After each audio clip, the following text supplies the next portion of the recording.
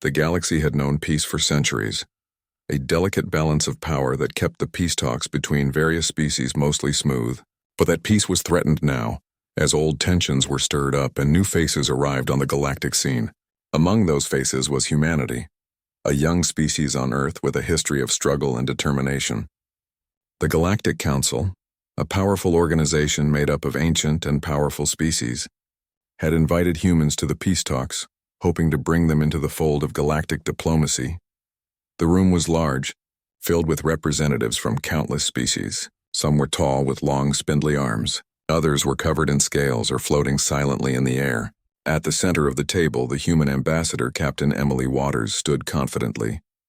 She had a reputation for speaking her mind and fighting for her people. Beside her, her delegation was quiet, waiting for the talks to begin. The council chamber was filled with hushed murmurs as the negotiations began. The ancient species, like the Xynar who had ruled the galaxy for millennia, had always been the ones to set the terms of peace. They had held the power for so long that they didn't even think about the possibility of their rule being questioned. It started with a simple proposal. The Galactic Council had drafted a new plan, one that would regulate trade routes and control resources that were crucial to the survival of several species. It was a plan that seemed fair to the Council, but as Emily listened, she felt something wasn't right. The plan heavily favored the Council, leaving little room for the humans or their allies to grow. We have been sending representatives across the galaxy for years, listening to every species, ensuring the peace remains stable, said Xynar, one of the oldest members of the Council. His voice was calm, powerful, and carried the weight of 1,000 years of authority. This agreement will strengthen the unity we've built. Emily nodded, but her eyes narrowed. She knew the humans didn't need to be unified under the Council's control. They had their own way of doing things, their own vision of a peaceful future, and that future didn't include being controlled by distant, powerful beings who didn't understand the needs of human society. With a deep breath, she stood up, causing the room to fall silent. "We've heard your terms," Emily said, her voice steady but firm. "But we cannot accept this agreement as it stands." The room went still, the other species staring at her. The Xynar raised an eyebrow, clearly surprised. No one had ever dared to challenge the Council so openly, especially not a human. Emily continued. "Humanity came to this Council to help build a better future, not to become subservient to an outdated system," she said. "We're not going to accept terms that only benefit those already in power." Her words hung in the air, and for a moment, there was only silence. Some of the Council members exchanged uncomfortable glances. To them, humans were still a young species, new to the galaxy and far less experienced than their ancient counterparts. They didn't see humanity as a threat, just as an ally they could mold and shape into their system. The Rethraxians, a cold-blooded species known for their lack of empathy, scoffed. "How naive," one of them hissed. "You think you can just walk away from these talks and still have a place in the galaxy? You will learn soon enough that no one survives alone here."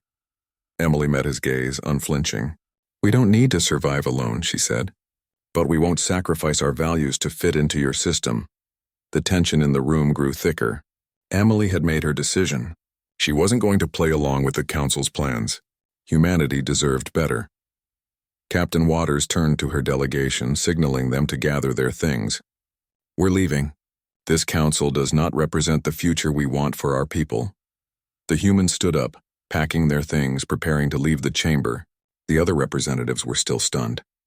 They couldn't believe what they were witnessing. How could the humans just walk away? After all, they were small in comparison to the mighty species in the room. The Council had always been the ones who controlled the galaxy's peace. How could humans think they could just walk away without consequences? As Emily and her delegation made their way to the door, the Council tried to regain control. "Wait," Xynar called, his voice tinged with annoyance. "You are making a mistake. Come back and we will reconsider the terms. We can find a way to include you." But it was too late. Emily and her team had already made their decision. They didn't need to be part of a system that saw them as weak, as a species to be controlled. They were human and their spirit couldn't be contained. They were going to chart their own course. As the doors closed behind them, the Council was left in stunned silence. The humans had walked out of the talks, but they hadn't just walked away. They had made a statement. They were no longer going to be passive participants. They were going to stand up for themselves, no matter the consequences. Back on Earth, Captain Emily Waters and her team gathered in their command center, overlooking a holographic map of the galaxy. They knew this was just the beginning. They were going to have to build their own alliances, create their own future. It wouldn't be easy, but they were ready. Humanity wasn't going to beg for peace. They were going to earn it on their own terms. The days after the walkout were filled with uncertainty. Back on Earth, the human delegation gathered in their command center, their faces lit by the glow of the holographic map of the galaxy. Captain Emily Waters stood in front of the group, deep in thought. The decision to leave the peace talks had not been easy, but it had been necessary.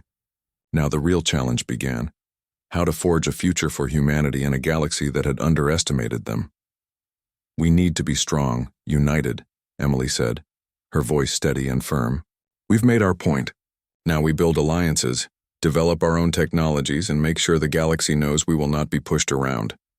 The other members of her delegation nodded. They had expected the council to be stubborn, but they had not anticipated the depth of their dismissive attitude. Humanity had walked away from those talks, but now they had to prove their worth. "We've already begun reaching out to other species," said Lieutenant J. Carter, a young, ambitious officer who had been tasked with establishing communication with smaller alien factions. "Many of them are frustrated with the Council's way of doing things. They're eager for something different." Emily's eyes gleamed with hope. "Perfect. We need allies who aren't afraid to stand up for themselves. We don't need the Council's approval. We'll build a coalition of species who understand what we're fighting for." Meanwhile, on the other side of the galaxy, the Galactic Council was beginning to feel the weight of their decision to dismiss humanity so easily. At first, they had thought nothing of the humans walking out. After all, they had always held the power, and they were certain the humans would return, humbled and eager to agree to whatever terms the Council set. But as the weeks went by, strange reports started coming in. There were whispers of humans negotiating trade deals with minor species the Council had long ignored. Earth's advanced technology, including their new military-grade ships, was quickly gaining attention across the galaxy. Even more shocking, Earth's new alliances were starting to shift the balance of power. The Council was growing uneasy. The Xynar, the oldest and most respected member of the Council, began to question his fellow leaders. "We may have underestimated them," he said in a private meeting, his voice soft but heavy with concern. "Humanity is moving faster than we thought. Their shipbuilding technology has already reached new heights. We have to find a way to bring them back to the table." The Rithraxians, however, were not concerned. "Let them build their little alliances," they hissed. "It won't matter. The Council's authority is absolute. No one can stand against us," but the Xynar wasn't convinced. "You're missing the point.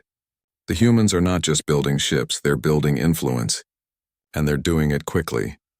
Word began to spread across the galaxy that the humans were becoming a force to be reckoned with.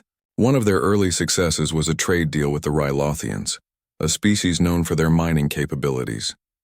Earth's advanced tech was offering them tools and resources that the Council had long kept from them. Soon, many smaller species began to approach humanity, seeking similar partnerships. The Galactic Council could not ignore this for long. The diplomatic situation had shifted, and the power they once held over the galaxy was slipping through their fingers. Desperate, they decided to send a delegation to Earth, hoping to reopen negotiations with humanity. Back on Earth, Emily stood before her team, preparing for what was to come. "They'll come to us," she said confidently. "But this time we won't just be looking for peace. We'll be making our own terms." 2 weeks later, the Galactic Council delegation arrived on Earth. The Xynar, along with several other high-ranking members, landed in a sleek, powerful ship in the middle of a vast human military base.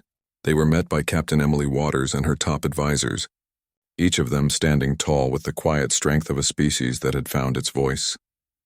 The council members disembarked, their cold, judgmental eyes scanning the human leaders before them. The Xynar stepped forward, his face stern but not unkind.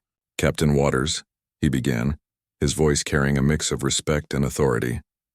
"We've come to discuss the future of our relationship.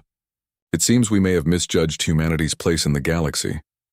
Emily met his gaze evenly, her expression unreadable. "You didn't misjudge us. You underestimated us," she replied. "And now you want us to come back to your table, but the terms have changed." This time we're negotiating from a position of strength. The council members exchanged uneasy glances. They had expected humanity to be weak, dependent. But instead they were faced with a confident species who had already moved past the point of needing the council's approval. "We understand that you've made new alliances," Zynar said slowly. "But that doesn't change the fact that the council is the ultimate authority. You can't simply ignore us and think you can thrive." "Maybe," Emily replied. "But we've learned something important. We don't need to be a part of your council to thrive. We can make our own future. We can lead, not follow." The room grew quiet, the tension palpable. The Zynar took a deep breath. "What do you propose?" Emily smiled. "We'll join your peace talks under one condition. This time we'll set the terms, and if you can't agree to them, then we walk away again. But this time we won't just walk away. We'll leave the council in our dust." For the first time in the council's history, they found themselves in the position of having to negotiate from a place of weakness. The humans had walked away, built power, and returned stronger than ever. And now, the council was learning a valuable lesson: never underestimate the humans. As the meeting came to a close, Emily stood tall, her heart pounding with the knowledge that the future was in her hands. Humanity had taken control of its destiny, and the galaxy would soon understand that they were not just players in the game. They were the ones who would shape the future.